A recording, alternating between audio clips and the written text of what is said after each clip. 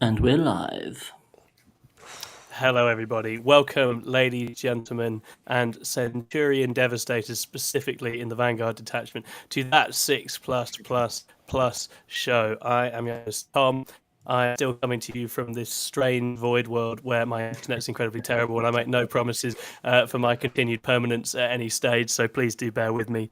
It's been a horrible term trying to navigate bad internet from where I am, but I'm very excited because we've got a special guest here tonight, and we're going to be talking about playing by intent. So I'm going to dispense with my usual introduction of my own captain to introduce a different captain first. Yeah, I know. I'm pulling. Sorry, I'm doing it. I'm doing it. But he's just too important. I want to introduce the one and only Tony Cheu. Tony, how are you doing, my man? Good guys. Thanks for having me on tonight. Oh, it's an absolute pleasure. It's very exciting. Obviously, we'll get into kind of your background in a moment. But I guess before we do, we always like to round up with what people are doing in the hobby and 40k world. Have you played any games lately, Tony? I have been testing out all sorts of weird Space Marine lists, throwing in everything into Vanguards that isn't a John Lennon Vanguard. It is amazing, isn't it? How it's like everybody's like, "Oh, Vanguard's really rubbish." John Lennon's run at the World Champs, and it's like everybody has 6 Centurions. Everybody has a unit of aggressors. So we're trying that out. I am interested to throw some of the new admech on the table as well. I don't currently know enough Skitari Walkers yet, but there's who doesn't love the 18 Skitari Walkers? That's a great way to be. Maybe even 27.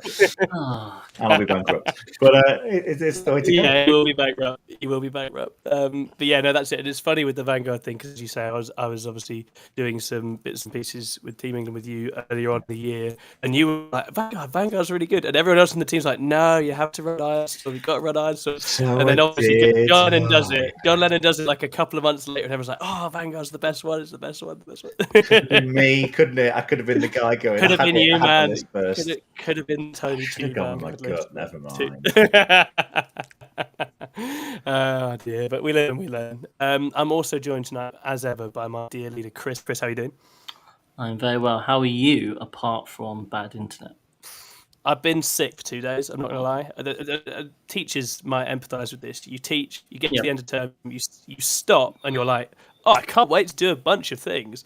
And then your body goes, nah, you're sick now. Yeah. Sick I'm relaxing now. So I'm not relaxing it off. I'm going to get ill. The adrenaline's dropped off, so now you're absolutely done. Absolutely done. Yeah. And you did play Death Guard last night, which doesn't help, Tom.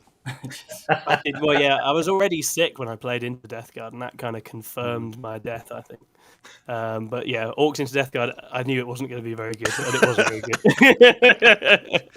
It was a very fun game with the lovely Jack Asher, so thanks, Jack, for that. Chris, is there anything new in your hobby of PK life? Well, as listeners will know, I was frantically trying to paint a World Eaters army in about 2 weeks to get tabletop ready for our festive RTT. And I quite magnificently failed at that challenge. I got absolutely nowhere near having it painted. So we did do our festive RTT though. If you want the full rundown, I did like little live updates on the Facebook page. But it was really well run by Scrivo. We all had a great time. I've said before, I am terrible when it comes to kind of like first learning a new army. And so for me to have I've been playing Elder for like nearly 2 years, to go to World Eaters, playing missions I don't really know, with an army I don't know at all, it was a bit of a disaster. But it was fun. It was fun. There's certainly a lot of challenges there. I played into Paul James first with his Dark Angels. And I think the only highlight for Paul, anyway, in this game was that the line has this ability that if you're within 12, you have to take a battle shock test if you want to do a stratagem. And if you fail your battle shock, you don't get to do it. So Paul's managed to get it so the lion fights Angron and does like half the damage. And I'm like, right, time to interrupt and kill those Deathwing Knights that are also in combat. Obviously, I then fail my battle shock on a 4. So Angron now sits there like a lemon and gets punched to death. So the next turn, I'm like, it's fine. The Berserkers with Fight First, Master of Executions, they're going to go and save the day. I need a 6. I've rolled a 5. I guess I'll CP reroll that. I failed my battle shock. Okay, good. So anyway, a turn later, I've managed to get the to line on 1 wound. It's fine. I'll just grenade strat him. Nope. I failed my third battle shock test in 3 attempts, and God. the lion survived. So screw you, lion. Basically, is the moral of that story. Why is not Who everyone knew the taking the lion lion? was so It's good? Yeah, game man, changing. it's great. So yeah, that was fun. But yeah, that was deploy servo skulls. And I scored 4 primary the whole game. So that was Yeah, we went hard with the silly missions for the invitation, didn't we? or throwing snowballs, as Screw said. Yeah. Game 2, I played into more Dark Angels, so I got to play 2 games in a row where I had 10 scouts lining my deployment zone, so that was fun Yeah. for my scout moves. I was able to grab the win there. Angron got to come back in a really fun way, completely failed with the dice roll, re-rolled everything, rolled 2 6s, used the ability to be on an objective to re-roll one of them into a 6. Angron came back in style. Screwfo was really happy about that. And then final game I played into Sean's Ultramarines with like lots of tanks and stuff. And this was an interesting one for me because what you don't realize when you play an army a lot is you instinctively know what this unit will do into these sort of types of profiles and that. And I just had no idea. So I was just sending stuff in and be like, let's see what happens. And I'll tell you for free that if you charge 10 Khorne Berserkers and Master of Executioners into aggressors with Victrix Guard and Calgar, you kill 2 Victrix Guard. That is it. Oh, So that wasn't Oh, successful. dear. So I learned something there. That was quite a close game, but I just got the -10 for painted plus a little secondary difference was the issue. So yeah, I learned a few things, a few combos I kind of picked up on and that, but it was such a successful day that on Sunday I then got out my Necrons and I played a game of my Eldar, played reasonably okay, into a very poorly played Canoptic thing where I didn't use half the abilities and I smashed the Eldar with my Necrons. So I may have just gone and bought some Necron stuff to Oh, do no. that. But yeah, no, Oh. Saturday was fun. Thank you very much, Scrivo. I'm going to carry on painting the World Eaters because I'm enjoying painting them. I don't have You much better of had. them. Yeah. Poor World Eaters. They've come up just at the wrong time, just as a nice Necron book landed in your lap. I just no shooting. It hurts, man. Just Yeah, it's a different world. It's a very different world. I guess I should also introduce John, seeing as he's also here. Scrivo, how are you doing, man? Yeah, not bad at all. I'm knee deep in Necron Codex, but for different reasons. Yes. It's all for the rest of you. So Yeah. tomorrow night we're filming the first Cracking the Codex. Ed and myself are joined by Mark Crumbleholm. So That's fun. and I'm picking to not look at the Cryptek detachment as my kind of focus for it. So it's really challenging because everyone's getting really excited about that, and I'm just looking at all the other stuff. It's like that meme. I'm just looking over it. There's this pretty detachment over here, but instead I'm no. So it should be fun. I think it's very much a situation of there are several really cool detachments, but then there's one that's like, whoa. So until that levels out a bit, I think there'll be more going on in there once, presumably, they make it a bit more. As you can imagine, I'm going for the Vanguard style kind of janky movement thing. The jump up and down one. I love all the fun stuff. Yeah. I can't play any of this stuff well, but I love the idea of it. Do you not find it weird that so far every codex has got a janky Vanguard style jump up and down detachment? And I'm there for it. I can't wait to have my World Eaters that get up and go back down again. This is it. Like, oh look, guys, it's another Vanguard detachment. Hey. I can't wait for Blood Axes to do it. Blood Axes will do it. It'll be brilliant. You're absolutely right. Yeah, it absolutely will be. It absolutely will be. And as I say, that there is not massive amounts of difference between some of those ones. As you say, they're quite similar. It's not called Vanguard attachment, at least in the book, is it? I don't think. What's even called? It's like trans-dimensional something, maybe. I can't remember. Hyperphase. Hyperphase, yeah, that's the one. But yeah, there's definitely some similarities. I was having a look at that you all picked a different Necron word and just went with it. Hyperphase. Tesla boys. Tiny green weaver staff of tiny wimey. Transcendent sneaky robots. I was listening to the Art of War review of it, and they were going through like all the strats and stuff. And it's the Annihilation Legion. Their stratagems are so cool. Their names, they've nailed it. They win. They may be like the worst of all of them, but actually they're winning on the name front. So yeah, sometimes that's it. Sometimes strats live and die on a good name, right? Okay, wonderful. Well, hello to everybody in the chat. We have got Sindri, and Sindri's Tony. Wait. That is exactly the vibe. Sindri is also alluding to our upcoming topic by saying, "Question: How do I make my opponents understand that my intent playing Drukhari is to win?" It's very difficult to make anyone believe that right now. I think in general. Existence UK, welcome. Jack says, hey. Simon B is in, and Let's Wargaming is also here. Hello, Dom. Nice to hear from you. So, what we're going to be doing is we'll do an introduction of Tony now, because I think that's he's listened to us now for a little while, and then we are going to be launching into a playing by intent conversation, and then we're going to have a boost roundup, looking forward to what else is going to be happening in the week, because we've actually got our schedule up online now, and then we'll do a bunch of podcast questions, because you guys launched a bunch of questions and put some in here for Tony specifically, and that's going to be a bunch of fun. So, Tony, tell us the story, man. What happened? How did you end up here talking about Warhammer on a Tuesday night? So, God. I think I'm one of the oldest ones in the England setup now. I'm in my 40th year, and I've been playing 40k since I was little. And we chanced upon a local Games Workshop store, and went in, and I bought my first. I think my first model was a Thunderhammer, second edition Thunderhammer Storm Shield Terminator with like the really rubbish Thunderhammer that looked like slightly rounded. And he's just standing like this.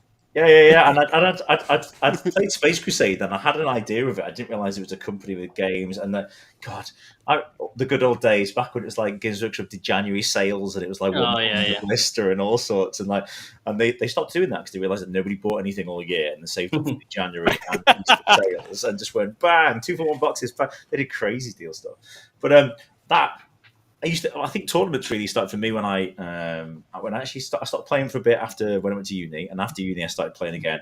And I was living down in the south in Essex, and I just got in a local game store. There was a really good group of 40k guys, and we all wanted to play. We were all quite competitive within our own little tournaments at the store. Started going to local tournaments, and I'd always seen and heard of some of the WTC bits and bobs online, and I kind of, at the point where I was winning a lot of, or coming second or third in my big tournaments there, I was like, right, I'm going to try and grow that a bit. I started to go to bigger tournaments nationally. At that time, it was like an independent GT circuit, because Games Workshop had done some heats and finals but stopped.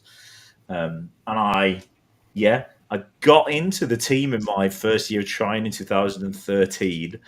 And it's been 10 years of rock and roll venues, dodgy toilets, but great memories, tons of 40k, crazy editions. If you've never been to anything involving the WTC, the actual event, there's the singles, there's the team event. The atmosphere is really, really wonderful, and it is a great eye opener for a different way to play 40k. And I say that as I think teams events are on the rise, not just in the UK but worldwide. I think there's more and more demand for 4, 5, 6 man team events.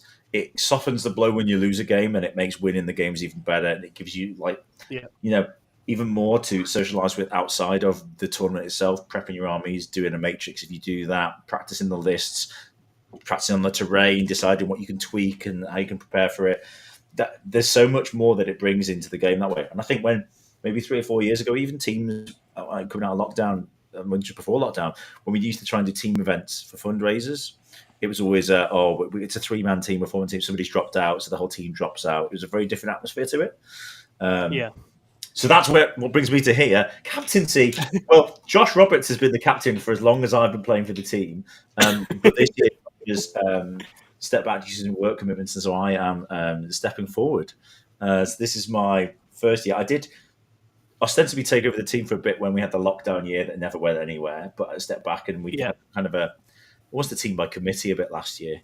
But I think we're moving back to that kind of single captain, almost football team manager role, rather than a group. And I think you probably just need somebody at the top sometimes who's happy to go, that isn't what I want.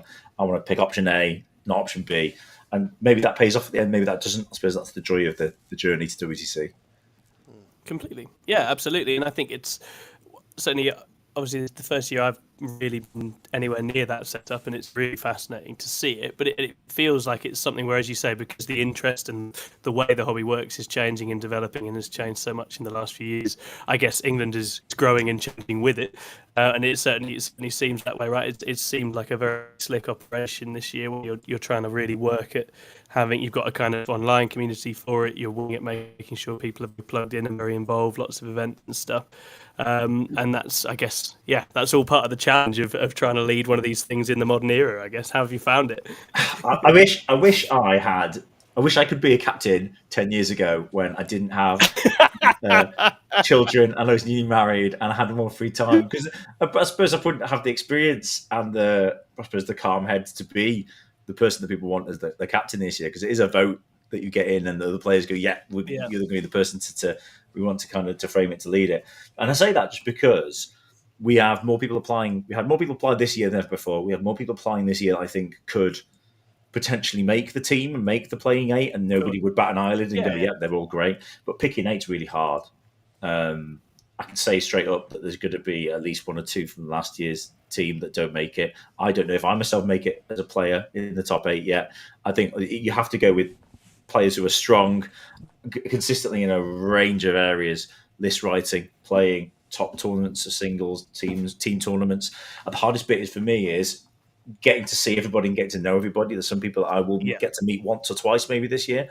I'll play them on TTS if I can. I'll see them in TTS tournaments. I will try and do team tournaments with them if I can. But again, I can't do every weekend, and I can't do every day doing 40k. I've got job commitments, family around that, and I guess that's the biggest thing to manage with it. When others have got more free time and have got more chance to play every tournament or go to every super major and things, which just makes me jealous. Yeah, of course. If I'm honest. No, I can imagine. And I'd say that's always the challenge with it, and it's both the opportunity and the issue with this sort of 24/7 digital Warhammer land that people can live in, is that a lot of people have to fit many more very real life commitments in and around that. But no, it's interesting to see it all evolving, and it'll be interesting to see where it all goes in the future as well. And you have taken England into the delicate realm of podcast. Do you want to talk a little bit about that? Well, after last year when we were doing kind of our WCC prep, ETC, old school, you say, but it was the European Team Champs. World Team Champs now, people. But when we did that last year, I did a couple of podcasts, and we did get some engagement and some people get involved with the team. We even had some donations as well, and I think actually it just gave us a realization maybe that there is a demand that we want to know what the team is doing and actually see about it. And we've already had more people come and join the Discord and want to play games and get involved for next year. And it might even change how we open the team applications and how we advertise it, because we've historically always gone, event at the start of August, have the rest of August off, start again in September. We might just change that and start opening it up early and try and broaden the group there. I think it's just 40k is in a great spot, isn't it, in terms of there's a massive community worldwide. People are looking for the latest content all over the place. I think England's in a great spot as a team now to go, well, we're being really open, we're being transparent, we've got loads of social media points where you can connect with us. Now's the time to go, maybe not the most successful podcast in the world, but it's a podcast nonetheless. It's got a name on it and you can find it. So, I think it's something fun to talk about the hobby as well when there's so much going on. So it's been really enjoyable to get that off the ground and get that running. Wonderful. And what is the name of it, Tony, for those who might want to go listen to it? Well, we started off with calling it, you'll like this, we started off calling it The Lion's Den, but if you go to The Lion's Den on YouTube and only put that in, you find a really dodgy podcast, which is a selection of people in bikinis talking about how men are trying to play you and women are trying to cheat you. And I'm like, well, we should have done some market research. So we just did it to Team England 40k. Hey, nice. Kind of bracket The Lion's Den. So, but if anybody becomes a fan of the other Lion's Den podcast, do feel free to let us know how that goes for you, and if it moves that is the fun you get when you Google things after you've made a logo. That's where we're dangerous. Yeah, I don't think we have any crossover issues with 6++. I think it's when I came up with the name and I wanted to see if you could find our YouTube. Yeah. Actually, when you just type in 6++ on YouTube, it was just a bunch of like iPhone stuff in generally like Asian dialect. Great. Maybe we've got a niche market out there. Who knows? Yeah, What maybe. you're saying is You can always hope. for this needs to be like a little you holding an iPhone, Chris, and it's just going, yeah, Yeah. 6+ latest. Yeah, 100%. Right. Okay. I think we're about ready to launch into our main topic then. I haven't disappeared into the ether just yet, so let's keep playing whilst we're able to. So we are going to be talking tonight about playing by intent. Playing by intent, it's a whole thing. I'm sure you out there have encountered people at events where you've been lining up to play a game and they have informed you at the start that they like to play by intent. And you may have not known what that was and had to have a conversation with them about this. I mean, it's something that we in the team ourselves think about a lot because we're always interested in trying to play the right way and trying to work out, the approach on the tabletop that works both for both players and how to make headway.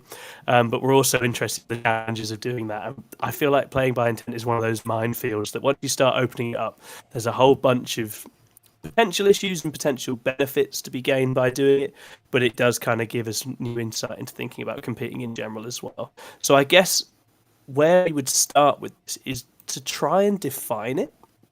If someone says to you, Tony, that they want to play by intent, what does that to you mean? Or if you say you're going to play by intent, what does that mean?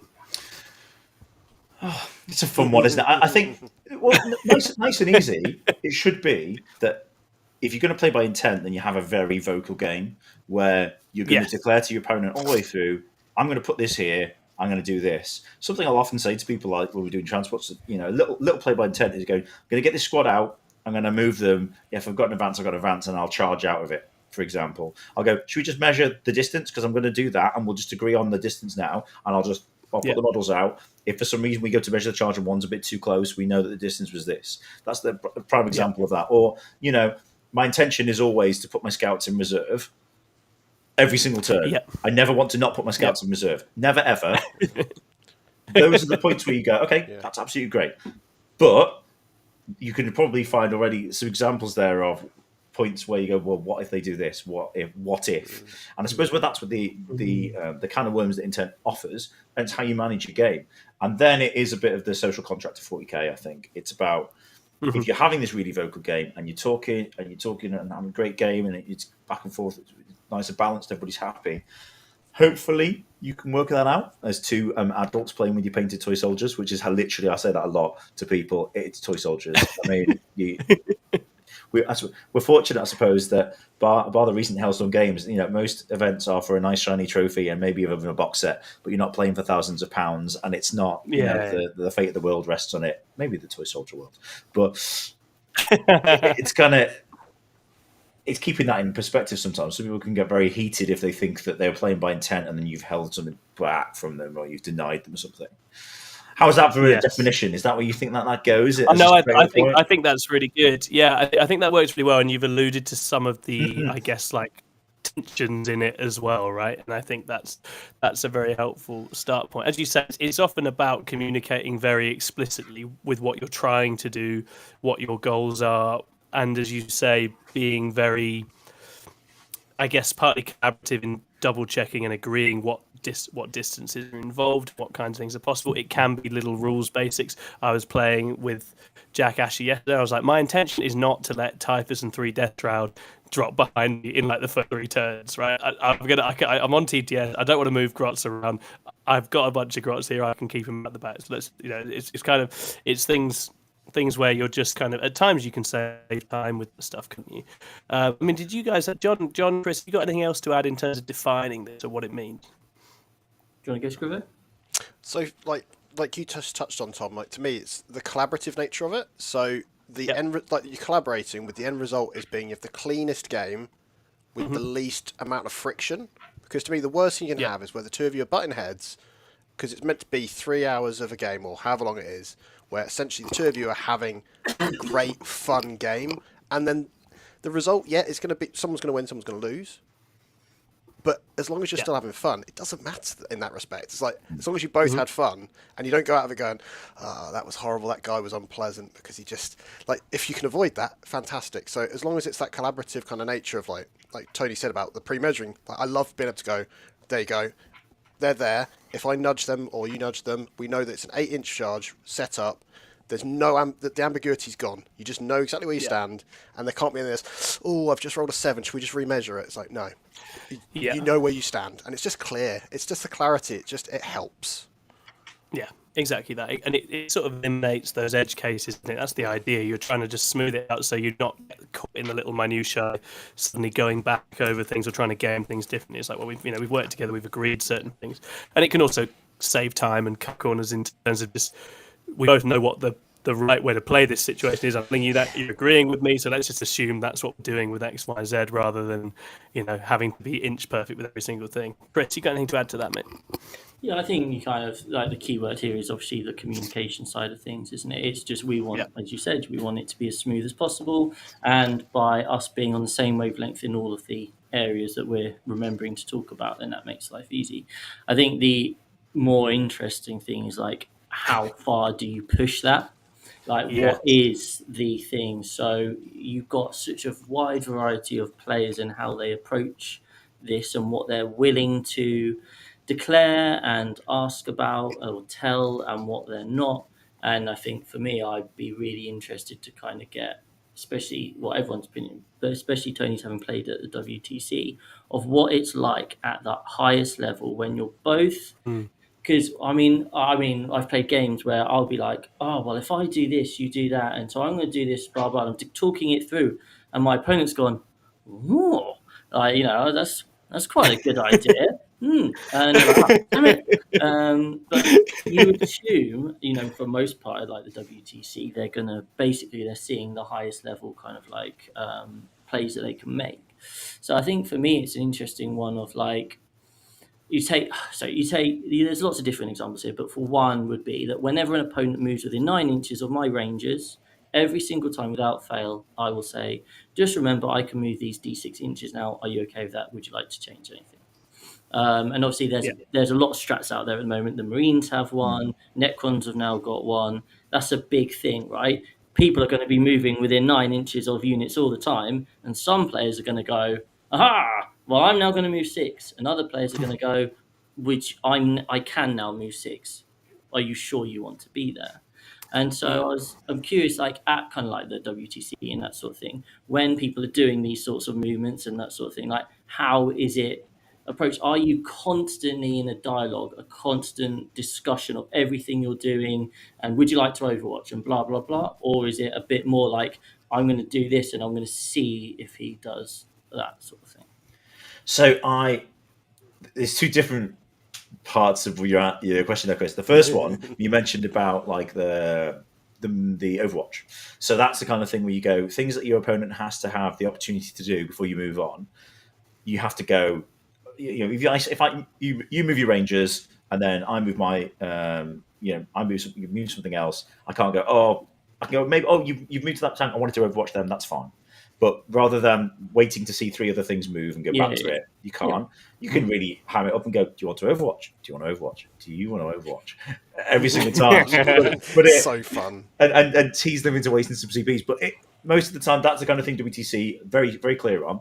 At team event where they've already got loads of other things going on and there's not a referee per even round necessarily. It's a couple of referees manning, maybe 5 or 6 teams of 8 pairing off against each other. You're going, right, just try and play the game sensibly. However, you do have an interesting divergence, I think, from a lot of players on that. Moving within 9 is a great example. If I've got a unit and it moves when you move within 9, and you move within 9 and go to move, I'll go, oh, sorry, I'm just going to move this guy. I don't necessarily think that's a bad part of the game personally, because the way I don't actually ever ask about intent, but what I'll say to my opponent is, what kind of game do you want? Do you want a tough game? Yeah. We go, no take backs. We go, oh, I forgot this, I forgot it. Or do you want to go 1 take back? Or do you want to just go, look, if it's in your turn and you could go back and do it and it wouldn't affect like you knowing something else, just do it. That's generally how I'll play 40k. So you forgot to bring that unit on, bring that unit on. You forgot to draw your card, draw your card. I've actually got homers and I forgot to, fine, whatever. Because you're obviously going to, at the top end, that's how you're going to want to play the game. We get that it can be tired, stressful. You could have been playing, when it's 4.5 hour round, including a pairing at WTC, and there's possibly a language barrier, you have to try and mitigate some of that. But one of the big teams we played, we're talking to one of the refs who thought it was crazy that they have like gotcha cards. So they handed out to every opponent in every round. They gave them a laminated sheet for their army of all the gotchas. Okay. And some of the refs were saying that's really, really great sportsmanship. But is it too far? Because does it take the fun out of the game a little bit that you have gotchas? Yeah. I've played other game systems. I've played War Machine, Warhammer Hordes, where like that's almost a game that has really tight rules, really strict rules of movement, but gotchas and surprises are part of it. And when somebody gets you with a gotcha, the implication is you go at top end, you play, you go, oh man, that's a great play. Well played. Yeah. And so exactly. In 40k, it's kind of, as long as you're not doing it and you lied about it. If somebody goes, "Can you do this move?" and you don't go, "Oh no, I can't." "Oh yeah, sorry, I forgot I can." Yeah, I think that's just a fair part of the game, and I think a part of being a top 40k player is you have to know the rules for other factions that aren't just your own.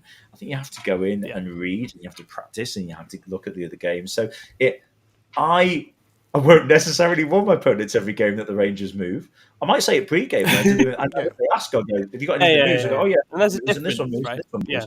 Yeah, because I'm not going to like the ref I spoke to, who was one of the head refs, was like, "I'm not going to coach you in how to beat me, but I want to play a top level game of 40k. But I'm obviously not going to cheat you or lie or do not tell you about a rule that's going to affect you." And you might still in those games go, "Just so you're aware, if you move there, I'm going to do this. Or going to shoot this, or I have this ability." You might still do that sometimes. Depends on you. I think as a person, how you want to play 40k, and what kind of vibe your game's in, what your opponent's like. It could be the worst games are the ones where you say you're playing it by intent and somebody abuses that. I think that leaves that bad feeling in your mouth, and that everybody who's been to lots of tournaments will probably think of a time when they let somebody have something back and then they wouldn't in return. Or they asked for something they thought was fair, and that person went, no, because it could be game winning. And then it didn't turn out to be, and what was an otherwise really good game was soured by something little. Yeah, so, for sure. I think there's a couple of things you touched on there that are really relevant for this, and that one of them is like, is there a difference between intent when it's just about you doing what you need to do in the game and remembering that and little bits of help with that, versus intent where it's the way the two armies interact? Because as you say, if you smooth out every time the way two armies are interacting on the board, so that no one ever makes any mistake or ever triggers anyone's counterplay at any stage or whatever, then you don't, as you say, you don't get those moments of, oh, you got to do your clever trick, or this faction got this tool that it uses. And at that stage, as you say, it should be about your knowledge and about your ability to master that interaction between the two armies. And that's different to like, did you remember to pick your mandrakes up, or did you remember to do your secondaries off in the right phase, or whatever it is. So I definitely think there's something in that. Me and Chris were kind of talking about it beforehand, and we were saying there is a kind of collaborative game that you absolutely can have, where it's almost like the goal is to play this as well as you possibly can, right? And what's the best possible played version of this game? This might be more of like a practice match, right? If we both played this perfectly, what would this look like? But as you say, in actual competitive setting, that doesn't really work, because someone's got to win the game. And also, if you're playing different matchups, actually, if they're played exactly right, one fact's favoured usually, and actually, someone in a matchup is often needing mistakes, or needing something to go wrong, or needing something to be done a little incorrectly in order to have an in the game. So that's not really in anyone's interest to constantly make sure every matchup plays out exactly as if everyone made the right moves all the time, and no one's allowed to make any errors. So that's the risk if you slide too far in that direction. I think the easiest intent ones is things like when you go, I want to be around this corner, so you can't move 12 or move 6 and see me. Like, those are the ones where if people do that and they declare it, I'll usually help. That's probably one of the ways you can avoid any issues. You can do it yourself and get your opponent involved and go, dude, I want to move this far. Can you just measure 12 off that tank, or see what that movement would be and what the line of sight would be, so I can move far enough back that I can get where I want to, but I can't push. You have to involve your opponent in that bit of the game as well, I think, and just agree what the numbers were. And then they can't come back to you. Because if you both agree it together, you can't really then come back and go, oh, well, I've just double-checked it now, I think you're wrong. Well, we did it together. That's one. Certainly WCC, that would be a ref issue. If you both agreed it together, you both measured it together, and then one of you tries to change it, that's a problem. Yeah, exactly. Because that's when it's at its best, is, as you say, when it's helping you just come to a consensus on key issues in the game quickly, and then there's no need to argue or push or debate them, right? But then, as you say, if someone starts going back on that, you've got a bad actor on your hands in a particular situation. I mean, are you to the game design? I mean, Games Workshop has simplified the game a little bit in terms of you've got a detachment with 6 stratagems, 4 enhancements. There's no warlord traits, and every unit's got 1 ability. I mean, the whole point is that you can pick up a detachment, a book, and you can read up on it really quickly, rather than going, there's 33 different stratagems in this detachment. Oh, and there's a sub book at the back for this. Oh, and I've got a white dwarf, which gives me an extra 3 sets of rules. Like, because that was an issue at the end of some of the books last edition, where there was just so many stratagems. You got, I forgot I did that. Yeah. I forgot there was a sub book that did that. And each character had potentially loads of different rules that buffed units and the way the game played. It is a lot more streamlined in that regard. I agree. What do you guys think? Do you think you'd adopt the cheat sheet mode of here's a list of all the things I can do to get? Well, I was actually going to mention that because if at the beginning of the game, generally we tell each other the things you need to look out for, which is what that cheat sheet does. The only things they can keep referring back to it, I guess, over the course of the game. But in my opinion, once I've told them that thing I want them to be remembering that thing. That is something that they need to know to play the game. So actually that cheat sheet is they don't need to keep asking me. They can just look and reference. Obviously that then takes time away from playing. If I'm right, it's my movement phase, so I have to be aware of anything that you can do in your movement phase, like reading my sheet. So yeah, it's an interesting one. I think that the way I would be doing it is I would be reminding them. So, for example, if I see, and this again, it's me. I've played a Team England player at LGT, and he unnamed Team England player. Yeah, an unnamed. And it was a lovely game. And right near the end, he went to put his warp spiders right by my warp spiders, and I was like, I can just overwatch them now, right? He was like, oh yes, that's a good point. I'll move them somewhere else. And but for me, that was just, he must just not be thinking. I know he's an incredible player. I know he's just blocked out, zoned out or something. So obviously that's not what he would intend realistically to do. But I also know a lot of people wouldn't do that. They'd be like, cool, 1 CP, Overwatch, boom, you're dead. So I think for me, I know I go over the top the other way compared to some people. I will constantly, if I see someone deep, it happened at the last event, someone was going to put deep strike down a unit and line up like an infantry unit. In my head, I'm like, I'm just going to phantasm them out of the way. I was like, just remember I have phantasm. And it certainly can be a hindrance, I think, obviously.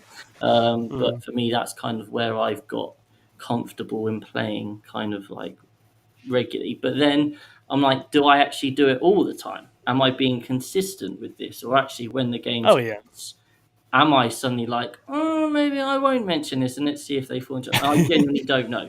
I'd like to think I am consistent, but I couldn't say 100% that I am. I think that the world champs recently were really, there was lots of different opinions about the streaming and how they streamed it, but you got to see lots of games at the top end of 40k with winners from around the world. I think the best ones were the ones where you could see and hear them talking about their games going, I'm going to do this, I'm going to do this, I'm going to do that. Yeah, that's great. Oh, yeah, that's it. Does this have this rule? Yeah. There are some, like Overwatch. If I move a unit and you want to Overwatch it, I wouldn't go, oh, can I take it back? I'd just go, okay. Because every unit that's got a gun can Overwatch. And I can see your CPs, hopefully. And those are the kind of parts of the game that I'm like, especially for world champs. And something that I have a bugbear with is we have a lot of practice on TTS, and TTS can sometimes feel like it's not a real game because you're moving these little, computer-generated versions of your soldiers, and the moving isn't quite perfect. So you do have to declare a lot of intent and go, look, I'm just going to try and get this line of sight. It's not perfect. I'm moving this distance. But we're trying to teach players to play tight because at the top end of 40k, you might get a player who goes, no, we're just going to play a nice strict game of 40k. If you forget something really basic, that's fine. But once we're in shooting, you can't go back to movement. And that's a fine way to play the game as well.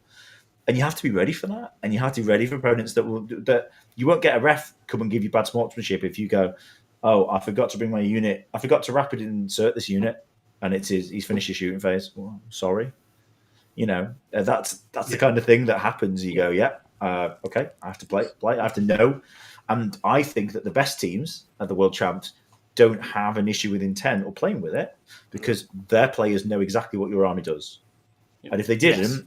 they got it on the table. They tried it. They spent the night before asking. They thought they were playing you because they weren't going to go into a game going, I hope this guy tells me what his army does.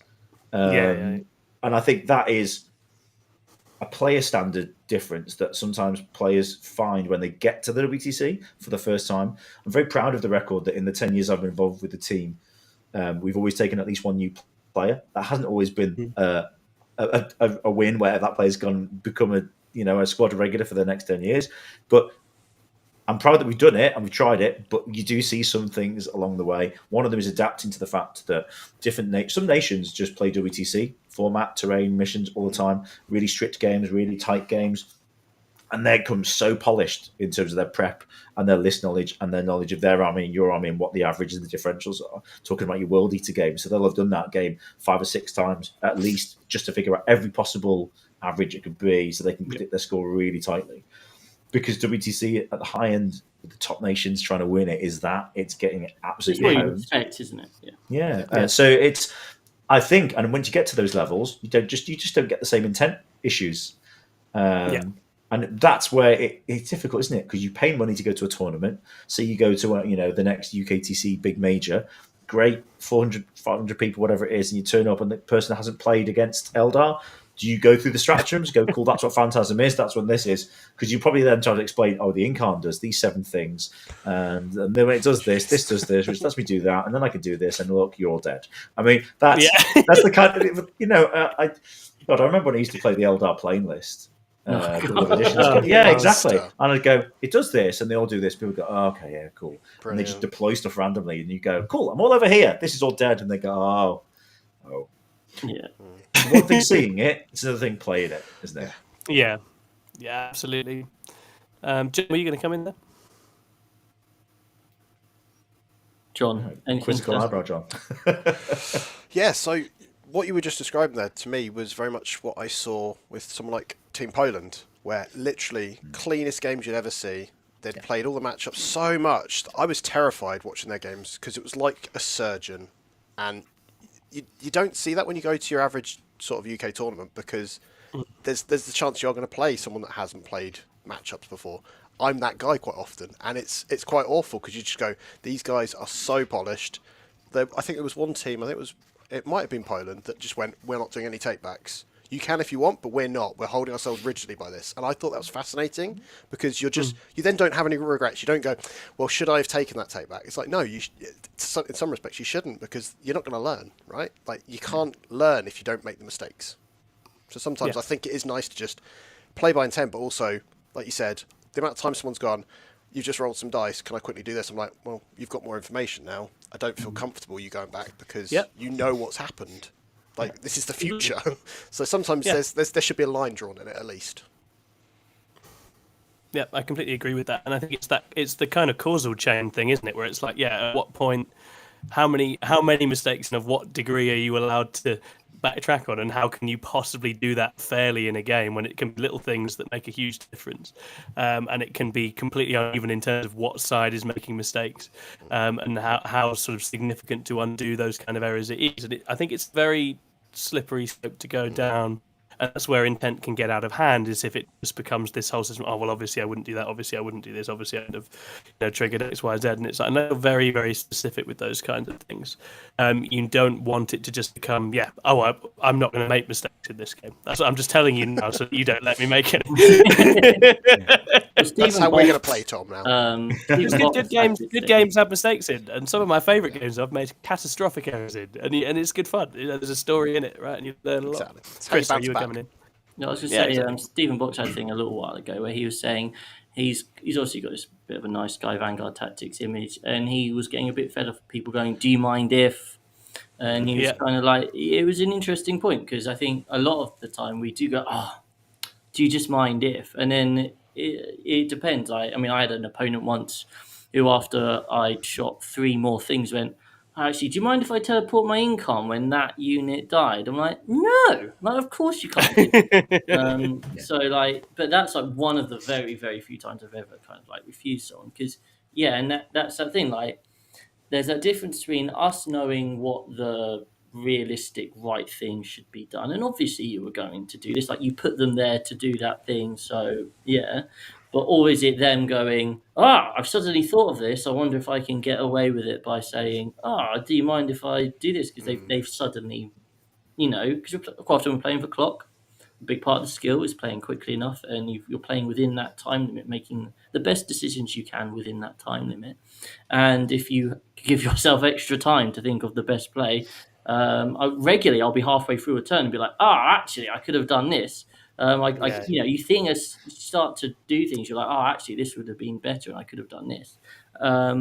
It's how much do you allow with the new information, I guess, which is I mean, I've got a background in education. I think you sum it that really simply: is it cheeky or not? If it feels cheeky and you feel cheeky asking it, it's a no. Yeah. And you just need to say smart. Yeah. And I ask sometimes, and I go, "Dude, this is cheeky. Can I do this? It's okay if not." And they go, "No, that's absolutely fine, mate." And they're sorry. And they go, "Dude, that's absolutely fine." I said, "Can I?" You said no. Yeah. That's how we said we play the game. That's completely fine.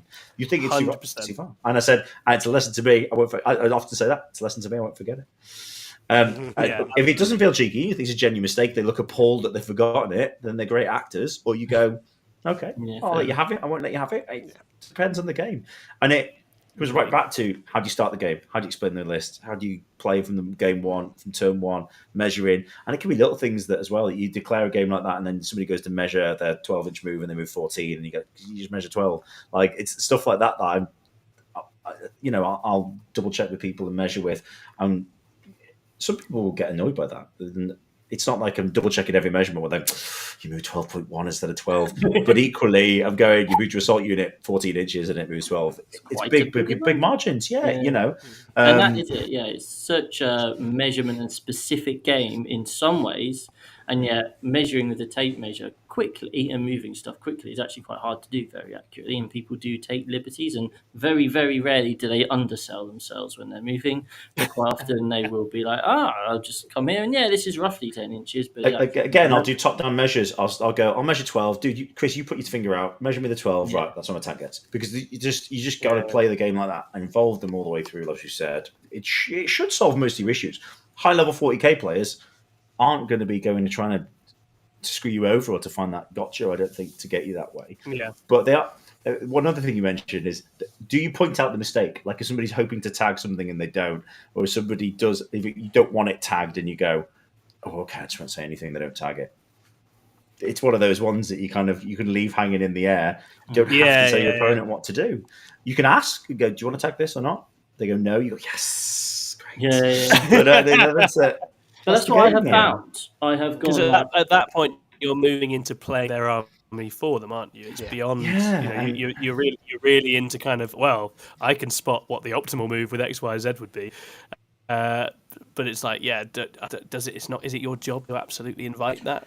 It can be quite scary. I had that on Saturday when I played Sean. He fell back with his dreadnought, and I was like. And I wanted to know, I was like, are you going to be spending CP Spearman Tactical so you can shoot and charge with him? And he was like, "Oh, yeah. No, actually, that was quite a good idea." Actually, it would have been in his command phase he'd do that, so it would have been too late by that point. Yeah.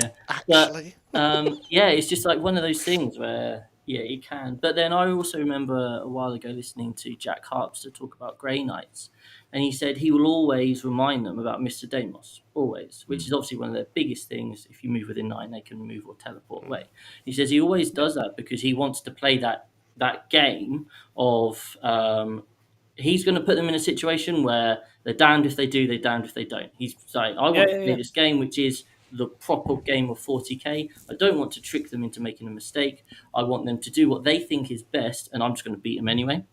And I love the American confidence there, but I think there's an interesting. That's Jack Upster. If you don't know him, that is him wrapped up number in one fan of the show. So hey, Jack. That's exactly that kind of perfect game theory that we were talking about, right? Like, there's a top level player where they want you to do literally everything right and still lose, and they want a game where that's how it's played, and I think that that's a lovely thing to aspire to. But I think obviously for the vast majority of us, we're not playing the perfect game every time. We're not living in a world where We're all good. So we're living in as a world where, okay, maybe like 65-70% of the decisions right in a game, and we both get around that. And it's like, how much are we going to add or take off of each other's mistakes, positives, negative plays by intervening in ways that intent can sometimes involve, and what is the fair and consistent way of doing that doesn't leave someone feeling like, yeah, they gave too much or got more taken from them than was fair. I think it's difficult. It's not an easy balance to strike. I'd see you've been stirring up trouble with Vic PJ in the chat, John. Can you not do that? I don't know Can what you you not mean. do that? No, don't get me in What have trouble, you Vic. been doing, Scrivo? It's just what I do. It's just what I do. I can't help it. Welcome, Vic and Rob Jones and Lee Church and Jack Davis Fletcher as well. Love to have you in. Okay, I mean, I think that's a lot of the key notes that I wanted to hit as far as playing by intent goes. I mean, have we got any more sort of extreme experiences or funny stories of playing by intent that we want to share before we move on? The only thing I'd say is I quizzed the team. I went, who here has played Oh. into top players? And interestingly, Ed Fawcett has played into Tony Cheu. So that was a very Oh.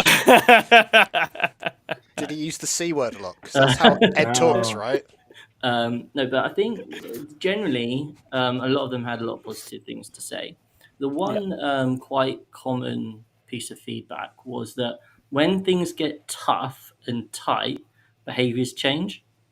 And I think that's human nature, right? But a lot of these top end players will go into, a bunch of 3-2ers like us who then go and I'm going to win this game.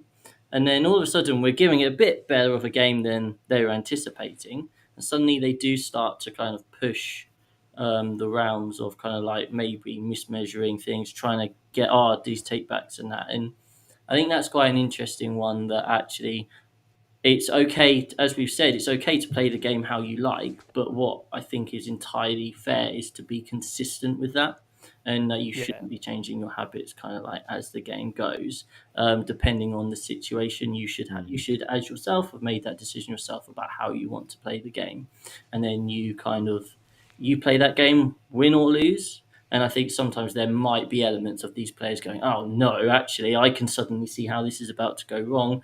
And then things just kind of like potentially drop slightly. Yeah. That was the and that's when it gets tricky, doesn't it? Because when you get to in a really close situation in a game, it can be one or two wrong decisions or misplays in either direction that decide it.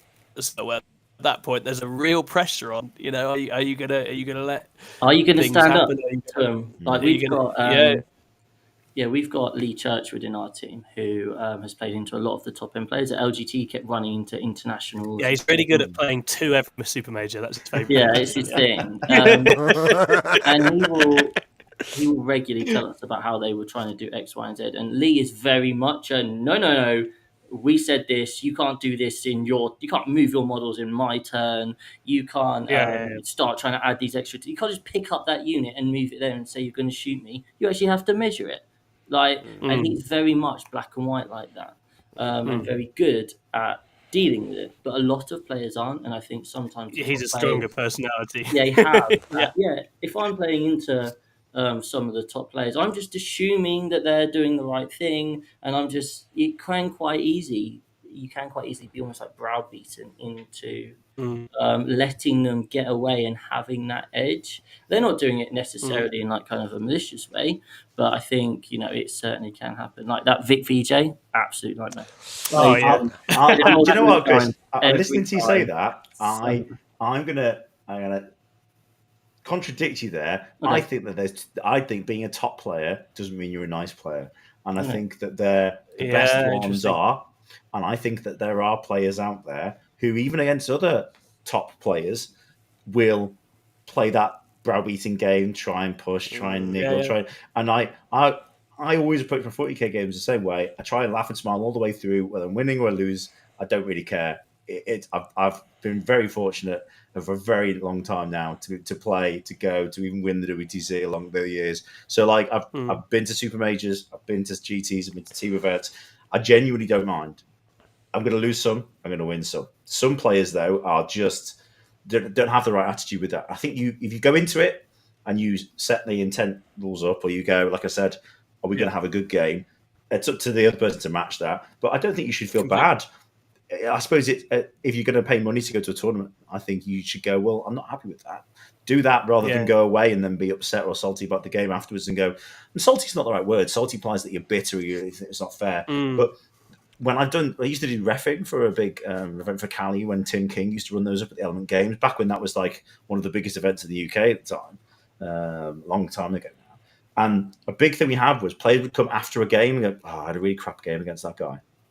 Oh, and then his next round opponent had a crap game against that guy. And you're like, but neither of you came and said anything. You didn't call us over mid-game. You didn't call us over during the game because you didn't want to look like you were a bad guy. And so you were kind of powerless to kind of ref that, to go back and to fix it. You've got to get people involved when things happen. If you're not happy with the rule, and that's hopefully what refs are there at events for. That if you can't play that social contract out and sort that out between yourselves, you go, okay, we'll get a ref then. We'll explain to them the situation. And hopefully you keep it calm, keep it smiley, keep it, all right, mate, we'll get a ref then. Absolutely fine.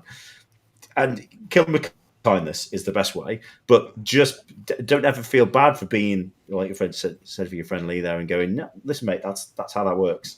You know? Yeah.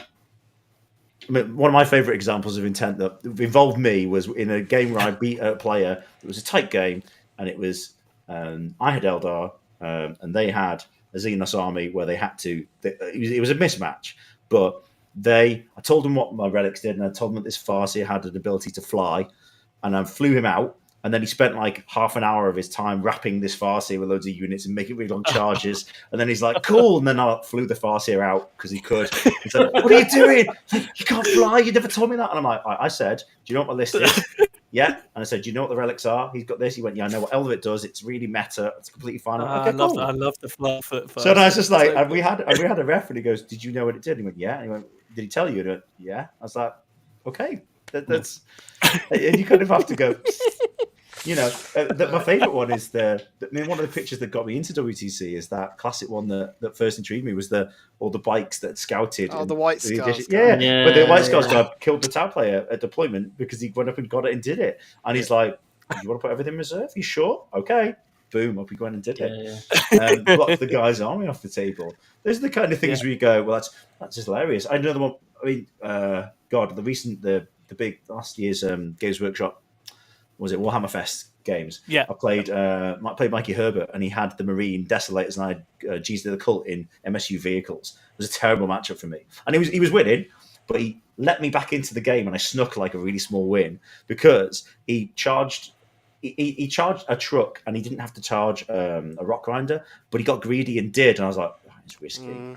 And he said, and he deliberated on it for about 10 minutes, and I had to do a best straight face and go, it's your call, mate. I can't tell you what to do. You've got to decide. And then it's just a truck with a dozer blade on. What could happen? Yeah, well, this is it. And then he tagged it, and I was like, cool. So I get 6 attacks, 6 hits, 6 wounds, 6 saves at -2. It's dead.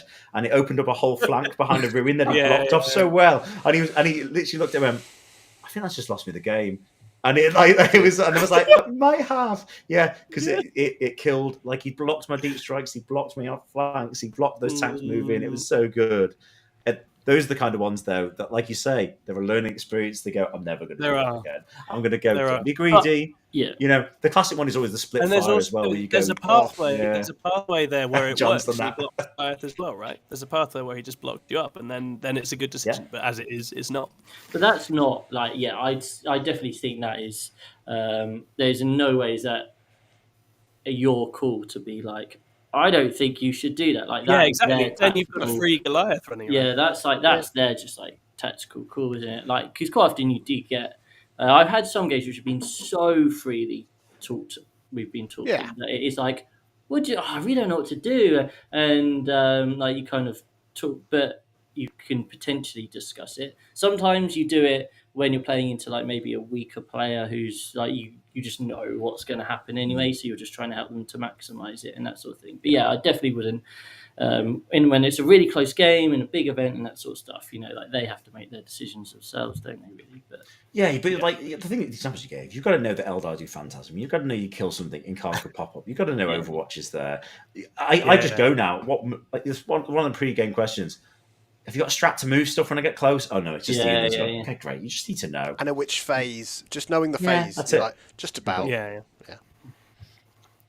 For sure. And I think it's one of those things where I've never really bought the idea of the gotcha as a thing anyway, because I often feel like it's a term people throw out when what they mean is they just didn't know much, they didn't understand the situation particularly well, and they made an error. And it's like, I think a lot of the time that happens, and there's nothing wrong, that's fine. And it's often just a knowledge gap playing out in a way that makes someone unhappy, and that's fine. But it feels like to me intent works best when it's players of a quite similar knowledge level and also goodwill, and that's the optimal conditions for it, right? And then it's going to struggle in a situation where one person has a much more comprehensive understanding of the situation than the other, because there's no way to apply it fairly. And it's also going to struggle in a situation where one person is sort of exploiting it and one person isn't, right? It's kind of, as long as you have a level on that, it's going to work best. And if you don't, it isn't. Sorry, Tony, you wanted in there as well. Do you know what? There's one. I'll give you an example of not so much even a gotcha. There was Josh Roberts, who the previous captain, at a previous WTC with a player who now no longer invited to WTC because his sportsmanship was famously terrible. There was he played Deathwatch into Imperial Guard, and the guard player was the opponent player, and went to say, he said, "I'm going to screen off your units." Cool. You went second. Sorry, Josh deployed, went to go first. The guy seized, so ended up going second. Had loads of stuff in reserve, so he's like, "I'm going to play to screen you out." So he moved first turn, screening. Okay, fine. Josh did it first turn, didn't do anything. Second turn, he went to do it again, but he got distracted by shooting and was so sloppy that, like Josh said, he left like a third of the board not screened. So then when he brought all of his stuff in, they're like, "Oh, this is outrageous! Give me the refs!" and in the end, they sided with the guy, and Josh lost that game. And it was only that we got big scores in the other rounds, because it was they had a big argument about. But he said, "Well, that was my intent, and you should have told me." And like Josh said, "Yeah, but you declaring intent to do it and then not doing it is different, isn't it?" If you are playing somebody and having a bad game, you know that you're having a bad issue with intent, that could be a different kind of words where they go, "Well, I said I was going to do it, but you clearly haven't."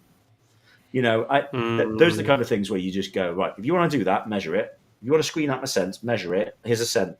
Like, I'll give them the models that they're going to do that. Certainly in that standard of game, right, you've just got to, if you're just saying you're going to screen, you've just got to screen properly and just do it. And it comes back to what Scrivo said. Team Poland are the world champions, and they're world champions because when you've got to know that when you get to them in whatever round it is, they've practiced that game into your list. They have. Yeah. They've given you the respect. Times. Yeah, and they know what your strats are. They know what your tricks are. That doesn't mean you can't play well and roll better than them and beat them. Doesn't mean that every list beats one of yours. But you aren't playing a novice. You aren't going to get a gotcha. And if you do ever get one, it's like, You dine out on that story for a while, don't you? Oh yeah, completely. I mean, one of the England guys applying this year, Chris Radford, had one. I'll steal his story. That he came on after he was playing the game against somebody from another nation. He was like, "Oh my god, the guy made a massive mistake and left a unit of Hearthguard in reserve, and I screened the whole board and they died." And he was so happy, and I was like, "Yeah, those are the great moments." And that's the learning experience, right? That is the learning experience. Yeah.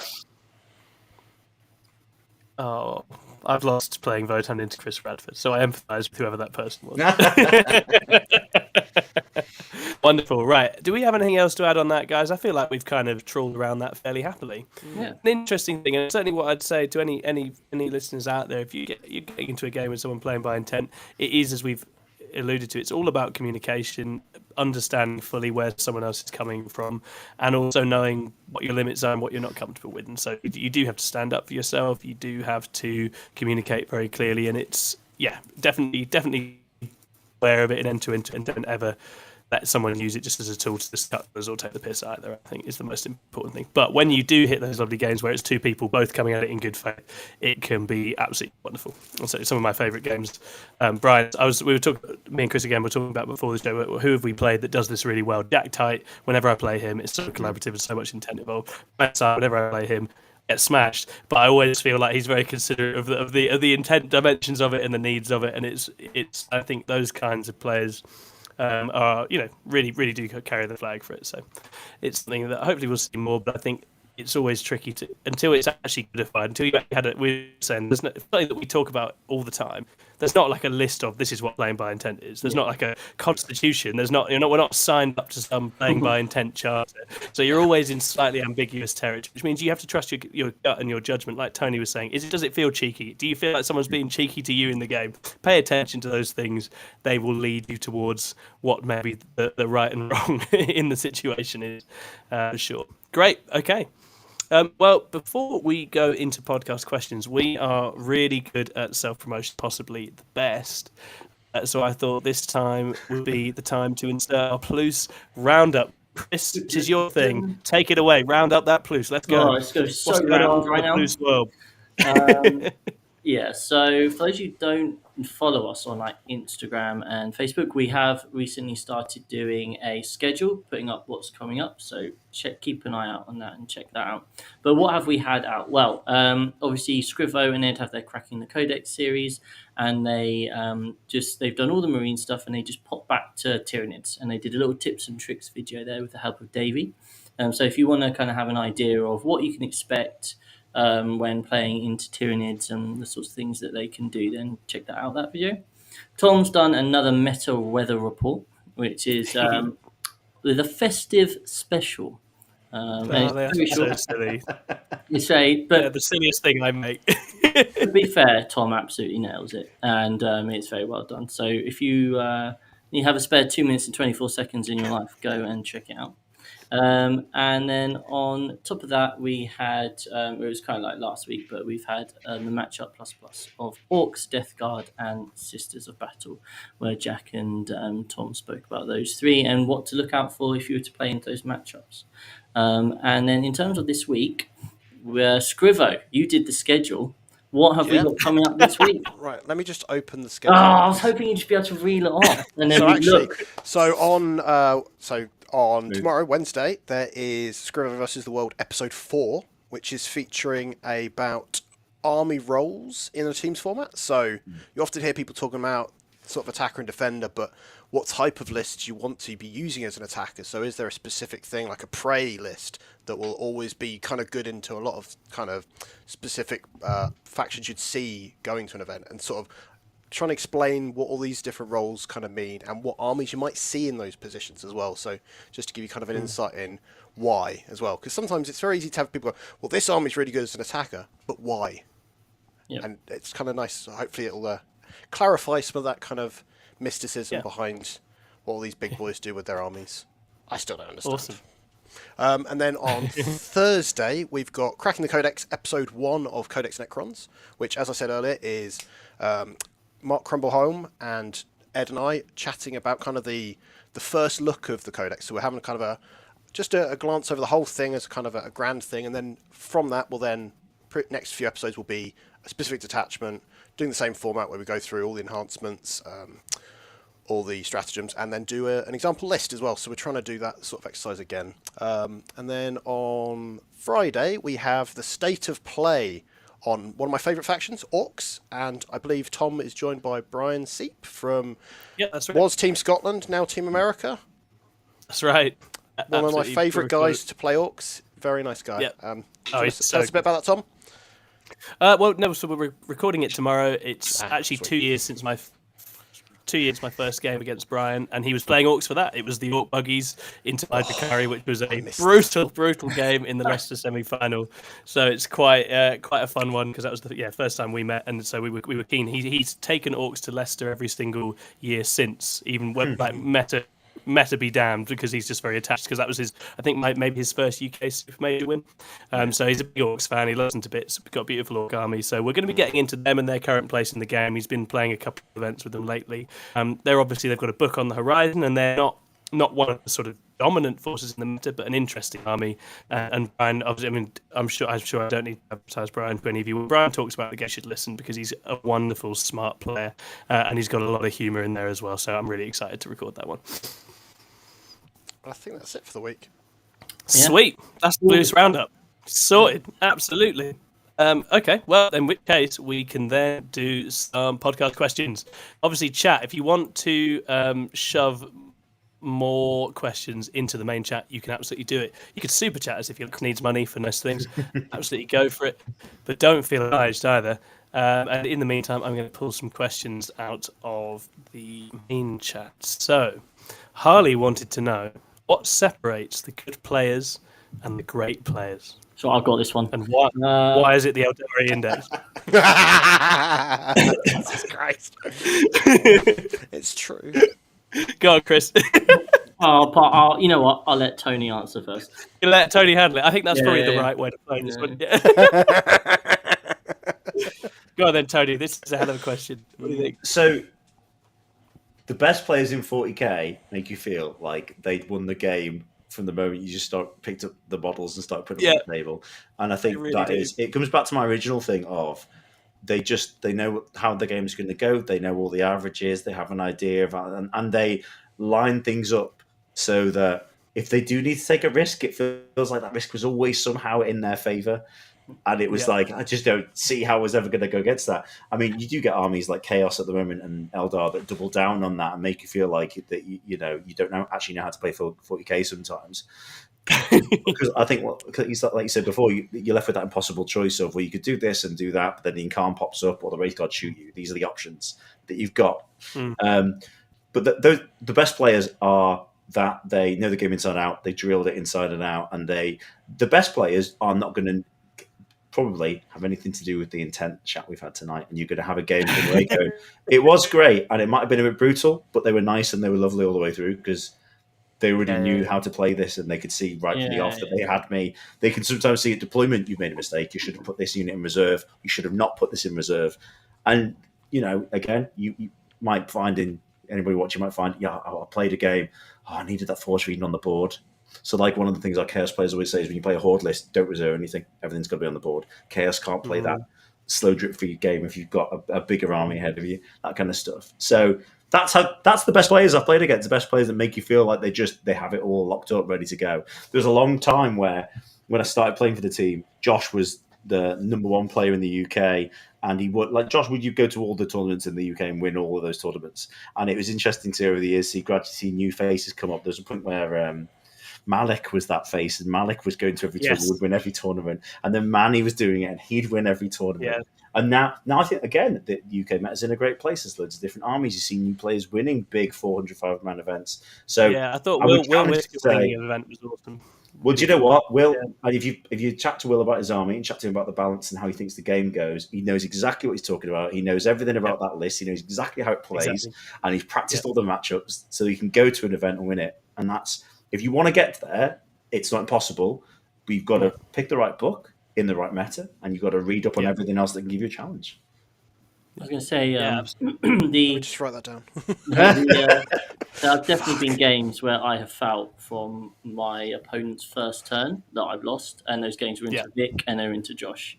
I remember playing when we managed to get to the semis and played into Team England, and I went into Josh's Space Wolves, and I was Yanari, and he went first. He moved out the thing, and I did a little bit, and I looked at it and I went, I literally can't win this game. Like, he's done one movement phase, and I can't win this game. So I was like, I go out there, I kill those things, and then my army dies. And that is literally what happened. I just felt so helpless. Like, when I played with my Harlequins into Vix, Emperor's Children, he went first.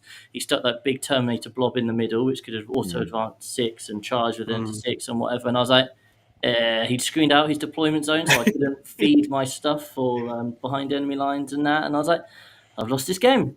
And it's just such a feeling of helplessness. Of I haven't even got to move my models yet, and I've already lost. Like, it was a completely different vibe to the other games where you like. You see, bring it back around to WTC. You'll find that players that play WTC are better at that, in my opinion, because WTC isn't about winning the game by a point and you get the win. WTC is a score differential game, and you have to bring the team the wins in the round.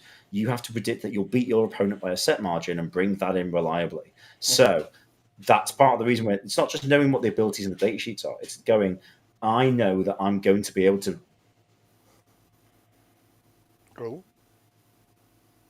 he's frozen. Is Tony frozen? It's Tony's killing me. frozen. I thought it was all of us for a moment. Tony is frozen. He's in a very poignant pose. Yeah, he is. He's teacher posing there.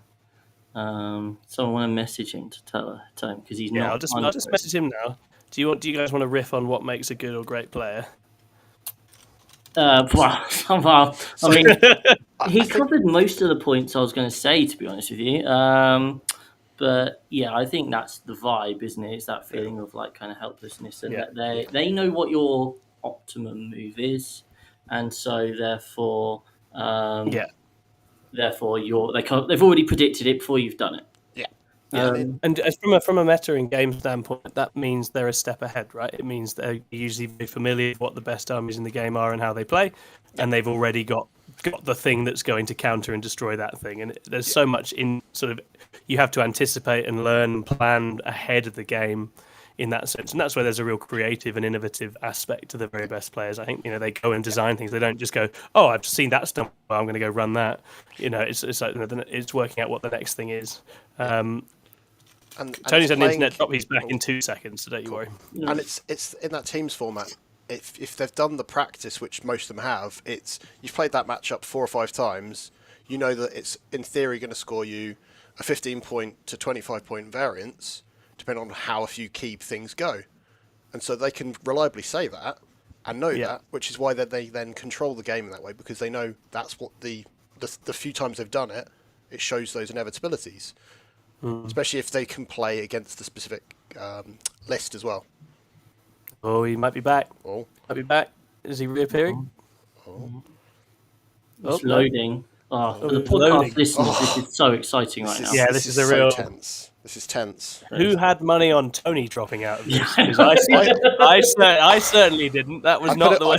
I put it all on black, which was Tom dropping out within 5 minutes. But yeah.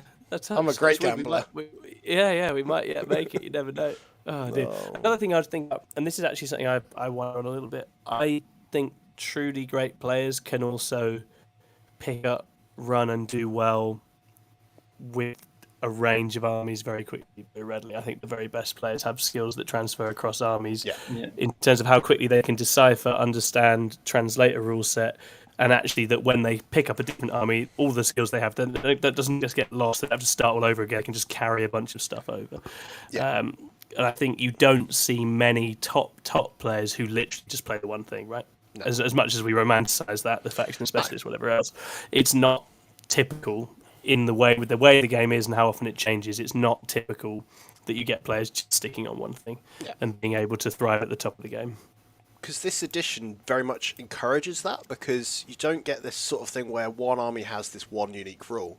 Most armies have some iteration of these little unique kind of abilities. So if you like these things, you'll try to squeeze them into your lists no matter what army you're playing.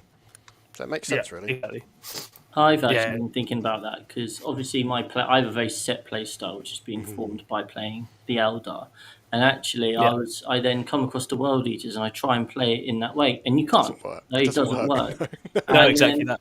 I found myself thinking, like, well, if I'm building Necron lists, do I want to build lists which fit my play style? But actually, that's not the most optimum way of playing that particular army. And that's the trade-off, right? And so it's an interesting dynamic of actually.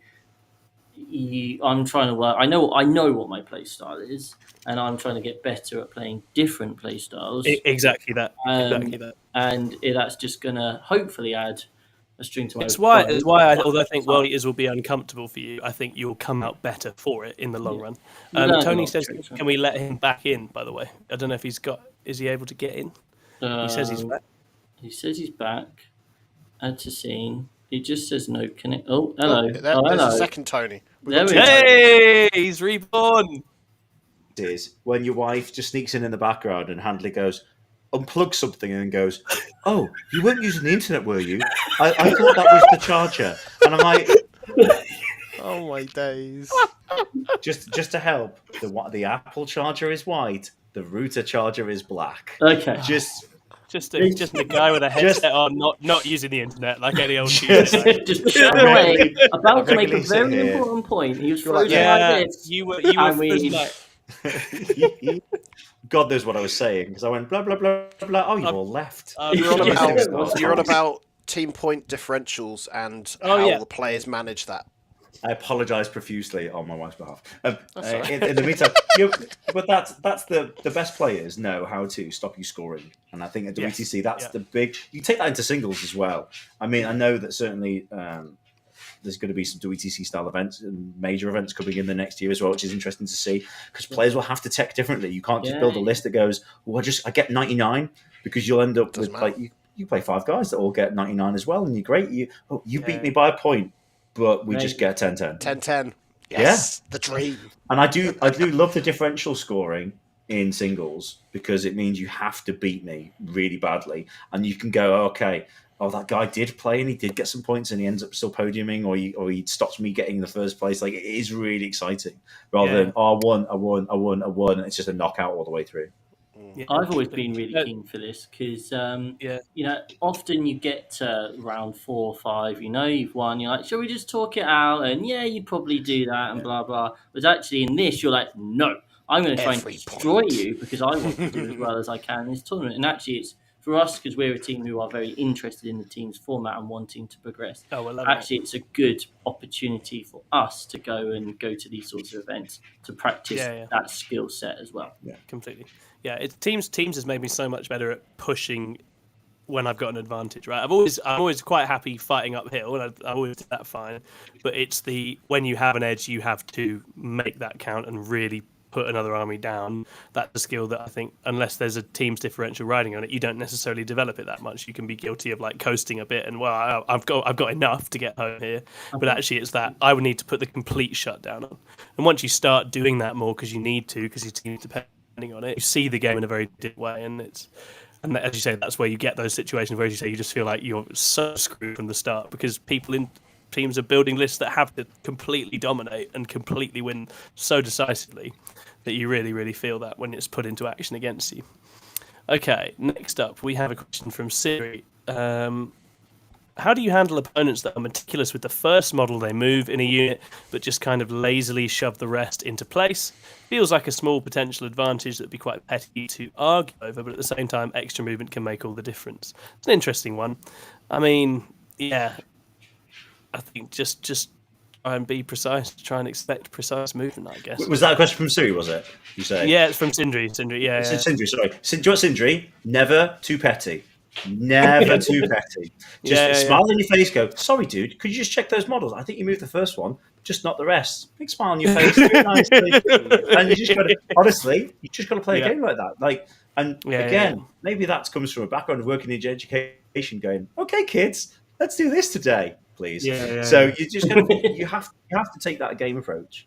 Or because you can get annoyed and you can get frustrated. It just doesn't benefit you or your cause if they get a ref involved and there's an argument later. Don't create a bad step. But don't ever feel afraid to challenge somebody if they're not doing the right things in the game. Because they know. They'll know. It comes back to what I said before. It's cheeky. It's cheeky. If I measure the first one, but I just throw the others in, and then I go, but you can't see on that angle because actually I'm a bit more tight, but it's a bit, you know what I mean? It's you've got to measure them. You've got to measure the individual models. It's going to matter for later. It's going to matter for casualty removal.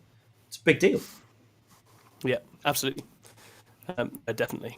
Okay, next up we have a question from Craig. He says, what are you, Tony, what are you looking for in a prospective new Team England player? He says he's not volunteering, maybe in 2030. And then he says, are there any quirks to the Team England play process or matchup process? In brackets, don't give away your secret tech, of course. So in terms of what looking for a player, So we've set up loads of things. At the moment, we've got Discord where players have a channel that they can it's self-publicized as much as they want. They can talk about their lists, they can go to events, they can tell me about the events. I read everything. I don't necessarily reply going, oh gosh, that's really amazing, tell me more about it. I did that initially, but you know what? Actually, it is better just to turn it into a bit more of a blog of, here's what I'm doing, that's what I'm talking about. And I will try to talk to people, and we'll try to catch up with people at events, and I do try and marry that up with, well, they talked loads about this, and then they did this at an event. They talked about this, and they didn't do this at an event. That is the first side of it. The second side of it is we create opportunities for you to do online games against other nations. We've got TTS scrims, and you might have heard that in other formats, whether it's informal ones, it's formal ones. We're just trying to give players the chance to go and play a game where I can watch that. I can see that online. I can watch you play games. Other players can play you and report back to me as well, and that is a big part of it. If you play another England player, I'm going to speak to both of you about how the other one played. And build a bigger picture around each person, and that's for my own notes to make a list of, to think about ranking, because we've got 40. We started with 42. We're down to 36 currently. There's a couple dropped out through time, effort, not sure if they can do it, not sure if they're ready, not sure if they want to play, but they want to coach. Happens. We're going to cut that to 16 in January time. That's really difficult because to get 16 down to 20 it's already pretty ruthless. But that's just the process, and that I suppose that's one of the thankless tasks of being in charge. It sounds really cool. Oh, I get to pick my team of 8, but you also then get, if I go from 36 to 16, 20 people potentially want to know why they didn't get picked, and it's got to be a good reason, and it can't be. Oh, I think he's got a little bit more than you. I suppose ultimately it is a bit more like that Football Manager analogy, though. It's going to be my team this year. If I'm not the captain in the future, then I've done lots of stuff with the podcast and setting up the podcast link with that, and YouTube and all sorts, and a Patreon, and a bit more of a public accessible persona for the team. But that is there so that if and when I stop doing it, the next person can do it. And I'd hope that I could still be around in the setup, offer them support with that. I'm not going to ever, I don't think, not go unless somebody really falls out with me and doesn't want me to. But I'm trying to build something for the Team England community. It doesn't have to be me that captains it. I wasn't captain for the first 9 years of being involved. And lots of people might say to you that I did all the running around, chasing, the chatting to people, because I love that side of the game and the community. And then in terms of the other side of it, team ethos and mentality, was it? Is that what the second part of the question was? Yeah, so it was about, do you have any quirks to your kind of play process or matchup process? For the WTC, wow, God, that's a whole episode. I can actually chip in on this from the first Team England event I went to. 2 of the top England teams played each other, and they tried this really novel thing where they just paired completely blind and just put the cards down and flip them over randomly. Do you want to elaborate on that a little bit, Tony? That was an interesting. That is not the England way. I tell you that right. It's 3 laptops, right, with spreadsheets. It really is. I mean, do you know what? Yeah. The England way really is. There's two ways of pairing in a team event. The first way is you try and protect weaker matchups so that they can bring something for the team and not just give away points. But you potentially leave yourself with a hand of 4, because it's 8-man teams. You lose the first 4 and you go, okay, put forward, paired, you're left with 4. If they're your 4 weakest armies, you're probably just giving their strong armies at the end a good swing. Yeah. So I'm gonna call it the Nick Nanavati method because of the year when he merged for Team England, and we good times. And he told us, guys, if they're crap, you just burn them. They're under the bus. They're dead. They're out first. And if the other team gives you like their crown jewel list, you go, yes, take a 20. They're only getting their 20. They're not getting 40. They're getting 20. Exactly. And if that list could lose 20 into a weaker list, you just take something off the board. Knowing when to do that is then a gamble and a skill, and and inevitably we switch matrices with teams after the event. Their colours and our colours don't match up. No, it's always fascinating, funny, isn't it? It's so interesting. Well, often I'll be really honest. A reason why I think England we won when it was the ETC last, and then we came back after the lockdowns and stuff. We came 5th and 5th the last couple of years. Different fifths. One where we scraped and got up to 5th, and the other one where we played the champs in the last round, and didn't win and got down to 5th. Yeah. Very different emotions and feelings about that event, depending on how you come at that. But the answer for both is really interesting. Both of them, people's predictions were wrong. People said, I'm going to get a yellow, I got a black. I'm going to get a yellow, I got a red. I mean, that's the bits where games do go badly. You can roll bad dice, you can pull terrible card draws, but we come back to consistency. Come back to the best players in the world, the best team in the world. Their players don't do take backs. Their players are nice to play. Their players play a firm game of 40k and know exactly how they're going to play it. That's how you do it. So absolutely, that's the team approach. Practice. We've got to know what you're bringing to the team and what you're bringing to the setup. Because the worst is when you pair it and you find out afterwards that, I put this guy into a dodgy matchup, and then you could have played it and probably done okay. Because their player goes, I would have hated to play that. Why didn't you pair that into me? Those are the worst feelings when you're involved in the pairing side of it, because it's the extra guilt that you could have maybe won it in a different route, world, timeline, depending on what Marvel thing you're watching. So, out of interest, do you think that Burnham approach works in like 5-man teams, or is it more exclusive to 8-mans? I think in a 5-man, if you've got one weak list that doesn't do anything, burn it. I do actually think that, because you go, right, burn. Yes. Yeah, just go right. Okay, take best thing off the table that you can take. You can do it the other way and just throw them in like the champion match at the end and go, we don't really care what you play. You're dead to us. Yeah. Because you can try and mitigate being a burn list by taking the right table, taking the right terrain, or hoping that it's helpful in the mission. But often, if it's a bad matchup and it's a bad matchup, then it's going to be that. The prime examples were things like people who played G-Steel Occult into Manny's double Wraith Knight, double Wraith Guard, whatever it was, the Avatar list last year, and it's like, oh, don't do that. Don't do that. The Cult are a good list. That's a bad choice. You know what I mean? Like they felt like sometimes they were burning it because they took that and they went, well, Manny's Eldar's doing really well at the event, so we'll burn it into that. But actually, put anything into it. Actually, it should be heavy hitting. Yeah, exactly. Yeah. That was one of the games it was in much more danger in. Yeah, no, for sure. Yeah, GSD had a bad WTC, but that's a subplot for another time. I don't want to talk about that right now. They definitely underperformed at WTC. GSC got found out. That's really easy to. That's exactly it. I've got 3 of everything there is thrown for GSC, but the edition change absolutely screwed an army that was full of flavour and full of character. Yeah. You are a list that drops and shoots, and once you dropped, there's no especially now with the nerfs to battle tactics. Anyway, that is a different podcast. I apologize. But you're completely right. They got figured out at GC. Okay. Next question. Hannibal asks, what 8 factions would you choose if WTC was to be played right now with the current meta? That's a great question. Okay. Who's in your 8, Tony? Go on. Let me just get a note open. I would go with. Feel free Eldar. to just lie. Just lie if you want to lie. Nah, Eldar. Eldar, get out. Okay. Yeah. Eldar in the team format still bring a lot. Chaos Space Marines are obviously kings of the world at the moment.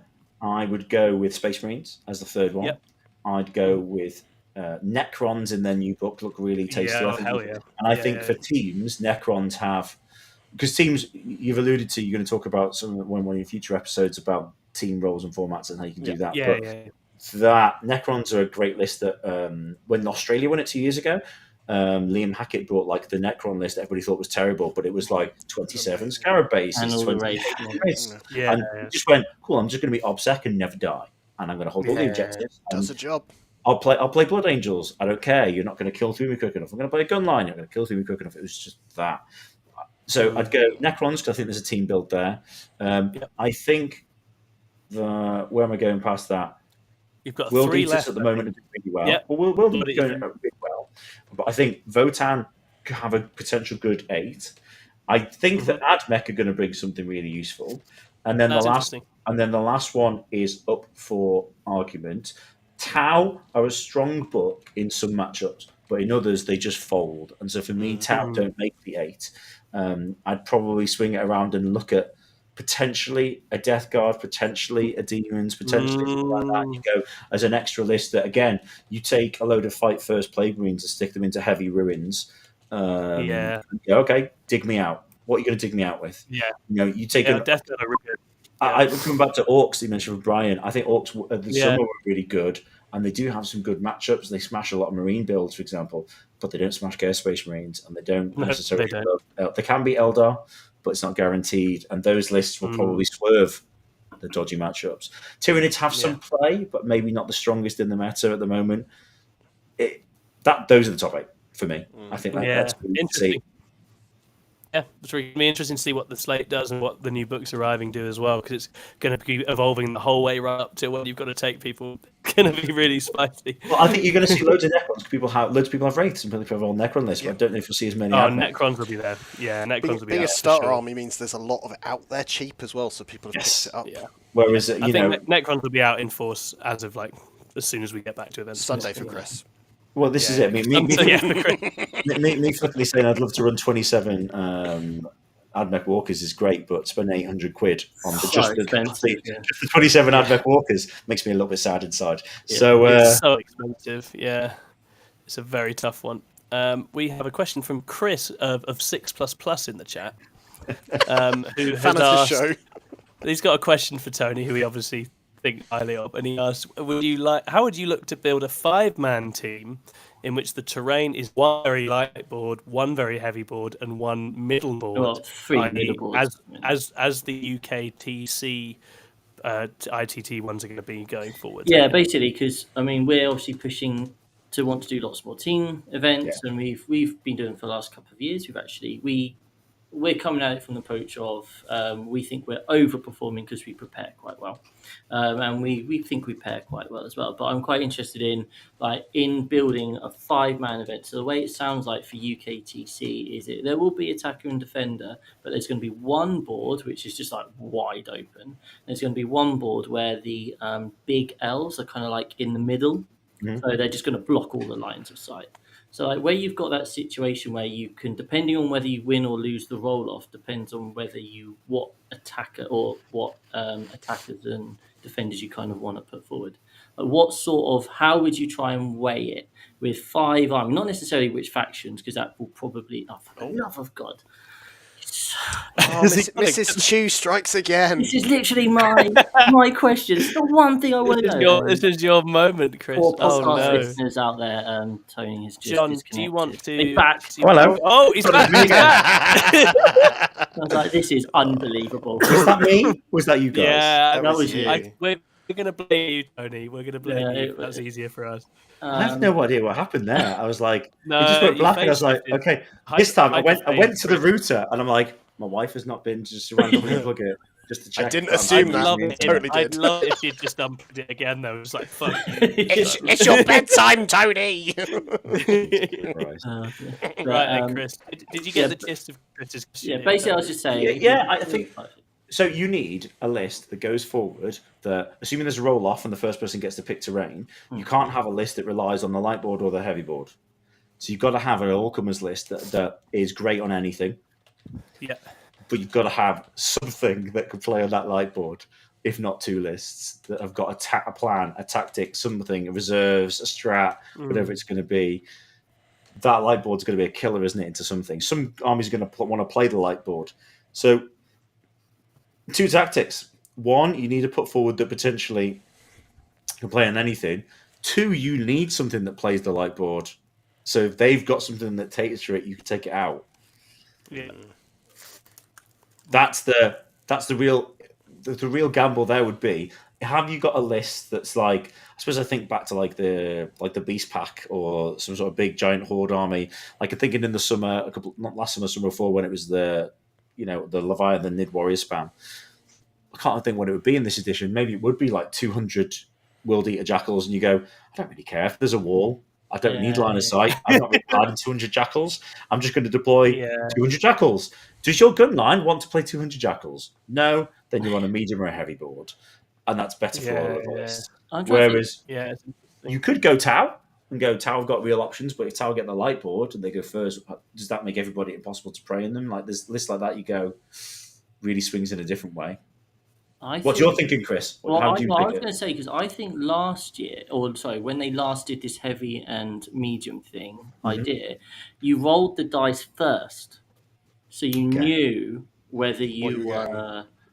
Because I remember us having discussions on, well, if we win the roll-off, we'll put this army first, and if we lose, which made it even more of a head fuck, because we had multiple options depending purely on the roll-off for our pairings process. So I assume that's because it's very, as you say, like it just feels like super risky to have a situation where we'll put our gun line forward. We're now on a heavy board, or we'll put our whatever army forward. We're now on a light board. So I think what they'll be doing is you kind of have that before you put your defender, so you've won.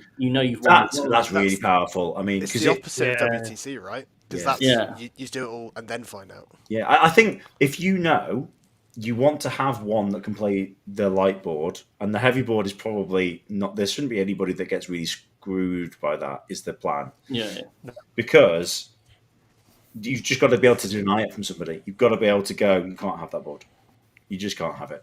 So who do you think is best placed on the light boards at the moment? Then, who is that terrifying shooty army that no one wants to play into? That's a really good question. Because I just don't know. Like, you take something like your Eldar doesn't want to play on that board. Your Tau might want to play on the board, though, if you build it the right way. Your Chaos Knights deployed on the line, just running at you, might want to play that. Yeah. There's loads of armies that rely on, like, scouts, little Nurglings to do the secondaries. Like, look at the top meta. Do Eldar want to play anything on a really open board with no line of sight? No. Because Eldar want to play that game? I mean, you could go triple Forge Fiend and some Obliterators and just go, cool, I'll put 60 Accursed Cultists out and then a Rhino that nurgles, and it'll just drive up at you and then go, okay, here's what we're shooting units. Like, that's the kind of silly builds you can start to adapt a little bit to. But, I mean, I suppose the game isn't really dominated by too many crazy gun lines. I know that there's a certain England player at the moment building an Imperial Guard list because he loves artillery. I mean, there's another one that could be strong if you build it into the right open board kind of mechanic and go, they're all off, there I go. Yeah. Kabam. That's interesting. Yeah, absolutely. That's interesting. Well, we'll figure this out because I think we're going to win the ITT, so we're going to need some answers. Well, we've decided. Chris, if you're doing well and it's because you feel like you're more prepared, makes you're doing better. I'm going to blow open the myth that WTC players are all world champions. They're not. There's plenty of players that played over my years on big teams. I've gone, didn't really find that player that challenging. I thought that player was okay. And other players that on me have said that, and I think that's because the standard of the tournament scene in the UK is really strong. It is. If you ever go anywhere else, the Americans always joke with us that their big majors have. You could play 3 or 4 rounds and not hit anybody big. And if you go to UKTC major and play a 200, 300 person event, you're going to be playing somebody good on the Saturday night, if not the Sunday morning and the afternoon, and definitely in the knockouts. There's no fluffy list that's made it all the way through and just navigated its way. Just how it is. And I think, don't put yourselves down. You obviously know what you're doing. If you practice the games, that's what will bring you results. And remember, we're going to win the ITT with our team, so I don't know. This is awkward now. We've got a conflict of interest then, don't we? Do we have to share the trophy? Is that how that works? I guess so. Yeah, I reckon so. Because we'll draw. It'll be a perfect draw in the final game. That's how that'll go. Yeah. We've next got Jack Asher asks, how do you leverage player skill during the pairings process / armor selection step of building a team for an event? That's an interesting question. Right. So when we won the WTC last, we played against America and we actually paired into them purely based on these are the egos on the team. These are the players that want and we 100% went, if we give you this bait, you'll pick this. If we give you this, they'll pick this. If we give this guy this, he'll want these. And we won that round 100-60. It was 520 nils and 320 nils. It was completely like the predictions were just 100%. The players we went who were going to win won. That's a bit. And now, in terms of how we build a team, you could do that. You can go into a team, go in America. Historically, I know when Nick was involved, would always go, yeah, but Manny's the power player, the trophy player. He likes to be in the big tough game. He likes to take a big win. So we'll give him this opportunity to take that, and then this guy can play like for 5 points, play for 6 points, just play to deny. They did that in the summer, and John Lennon played him, and John Lennon. I think it was you, John, who said about, or maybe it was Tom earlier about the take some time with your chess clock and not rushing too much. John Lennon took 20-minute break because he was playing Custodes into Eldar. They got through like 3 turns in an hour, and then he went, I don't know if I need to gamble yet, so I'm just going to have a little walk. And it was really weird, like to watch it. Time out. Yeah. And like just taking his time out to go into that, and then he came back and he got 13-7, which was the lowest score for Manny that weekend and the lowest score for John that weekend. But they both did their job for the team, and we got a draw against USA. When you're building a team, you've got 2 choices. You either put your we'll go strong and weak. You put your strong players on the strong lists and you double down, or you put your strong players on your average lists because you know that they'll make things happen, and you give the stronger list to weak players. And I think that's where I sit, really. So if somebody is my newer or weaker player, I'd be happy giving them a CSM list that they've practiced loads and drilled into, that does lots of things and plays lots of things. But there is, it comes back around to roles. Are you happy that I'm going to put you into matches going you get to get 20s? I think that the historical WTC thing of you designed the list, it went forward and it had to play what your opponent gave you, it's definitely changed. And the game's changed. So I think maybe prey players and defensive players aren't there as much, unless you just enjoy a list that grinds out a draw and you aren't somebody who wants to take risks and wants to go out and smash face and doesn't want to play the push the differential game. Goes a bit deeper, I think, than just that's the good players. Yeah, it's types of player, isn't it, as well as player skill. Like, what are they? Yeah, because you know what? a good prey player is actually somebody who is an aggressive player. So you give them something like a World Beaters with Chaos, but they will try for a 9-inch charge because it'll swing the game massively. They'll go and they'll put things right on the line and go and deploy and move it forward. And they'll go, oh God, they've rushed me with this. Like, they're playing the Votan. Do they just sit behind ruins and wait for me to drop? Or do they put every boat, every corner, get everybody out of every boat and flood the board? And like, just so many different games you can think of. Eldar in the same way, really aggressive. I'll trade the Incarn early because I'm going to win the game if I do it. Conversely, if I'm playing Eldar, we talked about one of the write-ups and one of the England players was he threw all of it. When he plays Eldar, he just throws his army at them. It doesn't matter if they all die because he's like, I'm going to win the game because I don't trade for points, but I trade for a physical number of units on the board. And you can have 2 Night Spinners and a unit of Obliterators. Sorry, and a unit of Wraithguard, but that's not going to kill my 60 accursed, and all my lords dead, and all my dead, and all my talons dead. But I've won the game through trading. Yeah, completely. Yeah, it's an interesting one. Sure. Indeed. Nice. Sai now asks, do you have an agreed team process for throwing someone under the bus / Forge Fiend?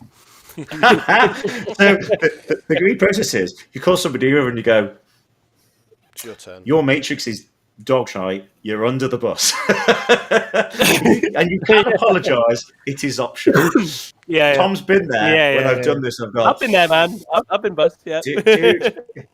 Choo choo. Get on the bus. Yeah, that's the right way to do it. So, it happens, and everyone has to be ready to play that role in a team, right? I think everyone. I've been bust. I mean, one year we put a weaker player on a stronger list, and I took Imperial Knights instead of the list I wanted to take because I was like, look.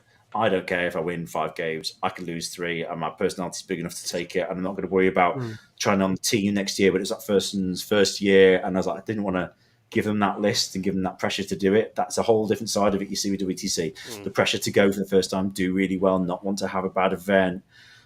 We've had all sorts. Like I said, we've had players do really well. We've had players had really bad events and then not want to do it again, or just feel like they can't because they were so embarrassed about how they did. And that's. None of that's good for team morale or the team no, for sure, ethic as well. So I think you just have to manage it as best you think. Really, you do. Yeah, it's interesting to say. I found it fascinating going to my first couple of events with this because it's just a completely alien situation. Right? Where you're just sort of like, I remember as I was texting the guys, I was like, basically lost the 3 games yesterday, and I know we're playing both the England teams tomorrow. So it's 2. I'm on an 0-3, and I'm playing 2 England international. Today, so I just have to mentally get my head around that. Right, it's totally different. I'll be honest with you. There've been events where, in recent memory, somebody's had a bad couple of games. You've tried to give them better games. They've had bad games, so you've just gone right. That's it. It's not going to help. I'm not saving your weekend. You're not bringing the points in. We've got to the crunch times now. You're going under the bus. Bring some more points back. Earn your way back into a seat, please. Because in the meantime, the speed bump. And that was it. I found it better going on the second day because it was Eldar piloted by Nassim. You're like, well, all I can do is throw everything at this, and that felt way better. It was good, but it's really interesting, and it is psychologically interesting. But I think there's certain players who are better suited to going under buses than others. So we have Paul James in our team. He always plays Dark Angels, and he is never ever easy to beat in any situation. So he's just so good for that. You just chuck him at anything. You just know, he'll always go in. Courtney Rhodes is one that in the time I've been in England has been played for the team the most time before I joined the team. He's won it twice and podiums as well. He's he's the kind of he's a little bulldog. Like he's the kind of guy that if your guy starts to be a bit of a shithouse in the game, oh my god, he's not going to let you live it down, and he'll start calling them all sorts of. All right, mate, you want to play the game that way, and that's it. You're done. If I hear Courtney say that phrase, I'm like,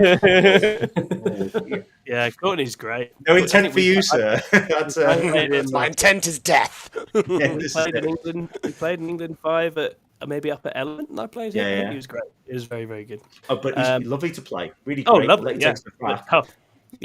But he's good into those matches because as a put forward player, you're probably playing somebody who expects to beat you. And then like one needs before when I can't remember who, when the game starts to swing and it isn't quite as nice because they're not bringing their differential in and they're worried about their score, the team, or the rounds getting close and their coaches are coming over going push. The WTC adds so many extra layers on that even in a 5 or 6 man, you maybe don't get the same effect of. when you've got somebody coming over going, sorry, could you push for more points? You're like, this is it. This is the points I'm getting. I can't get any more points. Go away. Like, you have to manage players and personalities through that stress as well. Yeah. Completely. That's why you give him foot rubs. Amazing. That's what I know. Okay, I'm really sad that we're going to end on this note on the podcast because we've got one more question from Team Arty Party, who asked, question for Tony. For the benefit of those listening to audio only, can you describe each of the 6++ guys' room setup? Oh, God. Awful. Ed's not on the show tonight. Yeah, it's sad that you don't get to see Ed. That is disappointing. Yeah, I mean, it's... Well, John is the only one who plays 40k. Do I? I own 40k. I don't think that means I play it. John's just flexing in the background. He looks like he's got some sort of like, I don't know. Wonderful model in there. I can't quite tell. It looks like he's got some sort of defense laser on top of his thing there. And he's got like a fine selection of sci-fi. There's an impressive night there. To the right, whatever. That thing, on top of that. That's Ziggs from League of Legends. Oh, nice. Oh, there you go then. There you go. He's got some fine alcohol. He's got some figures. That's good. Scrivo is the classy gentleman of the lot. Chris is in prison, but we'll hope that he gets out well soon. To captain the crew. Back to that. Amazing. I love it. And Tom is hoping that the rebels don't break through and he makes it home for dinner. but when his connection improves, it's going to be great. Oh, jeez. Yeah, it's all very Warzone today. I'm sorry, everybody. That's the way of. Cambridge is a bit rough, isn't it? Cambridge yeah, is so rough. the grim streets of Cambridge. It's tough out here.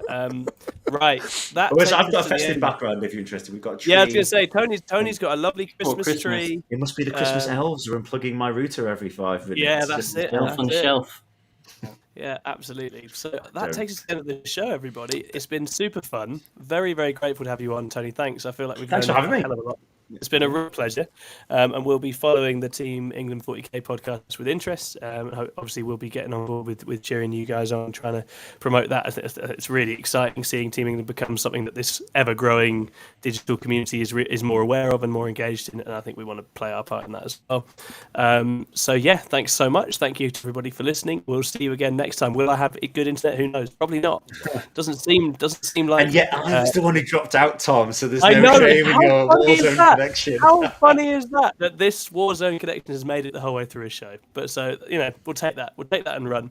Stay well out there. We'll see you all soon. Bye-bye.